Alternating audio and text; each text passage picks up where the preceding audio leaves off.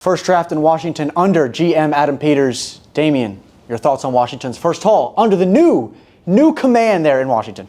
New command. I like that. Yeah. I like that. I think it's a great haul, right? Be able to get Jayden Daniels, who's my QB2. Yeah.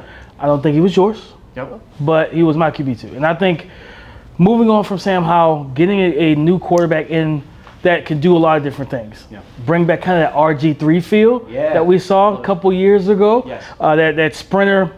He had good arm talent. Absolutely. One of the more accurate passers, especially down the field, right, where the completion percentage gets lower and lower the further you target.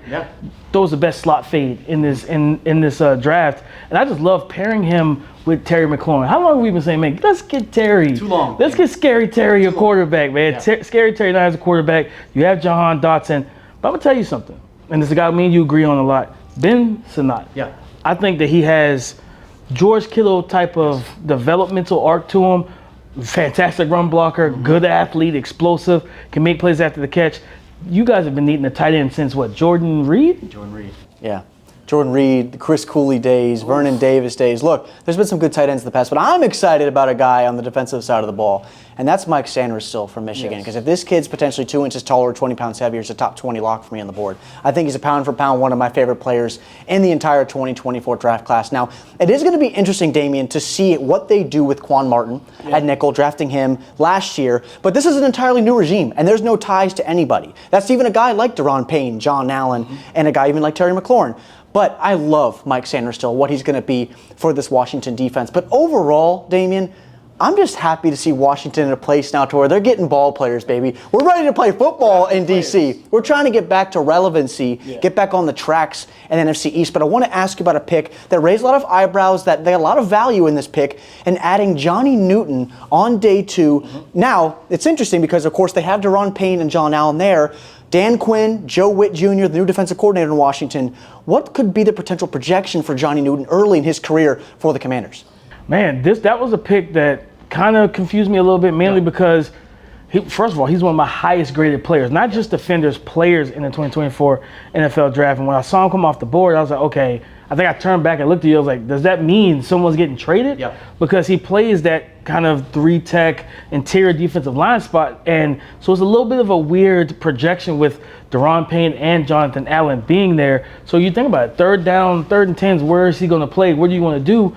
Are you going to pull one of these high-priced guys off the field? Dan Quinn has some decisions to make, right? But I think with Newton, you have a guy that, truthfully, I think he could play in a 4-man front on rundowns, base defensive end if you wanted him to. He has, solid hips and agility, so he can move around the defensive line. I think it's all about curating the right plan for him and the plan of attack. He could be on 3rd downs, that kind of DPR, you keep his legs fresh, and be able to attack those interior offensive linemen, especially in the 4th quarter. I think one thing about the Jer'Zhan Newton draft is really just, you look at Fedarian Mathis. They drafted him in the top 50. That has not worked out in Washington. Now he was hurt in his first year, but now Johnny's in the building. And also, and I think we both can agree on this, is he's going to push Daron Payne, and he's going to push John Allen, because if you look at those two, Daron Payne's been the better of the two in Washington for a couple of years now, and they've both been paid handsomely, but they got to also be pushed consistently, because they both were here in 17 and 18 respectively. But I love a guy also on day 3 that I don't think has gotten enough attention.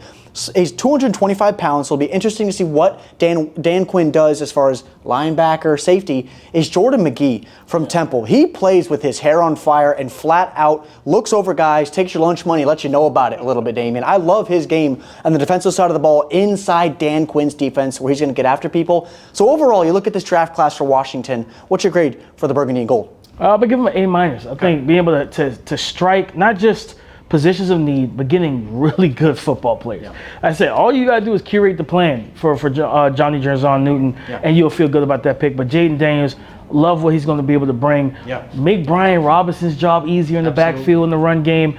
Like, they did some good things. I'm really high on the development of Ben Sinnott. Once I got into the tape, I said, man, there's a high ceiling for this young man. And if you can get him into this offense, I think work in the middle of the field, stretching vertically off the play action pass, you have some pieces here where now you guys will be relevant, not just relevant players in the NFC, North? East. Sorry, NFC East.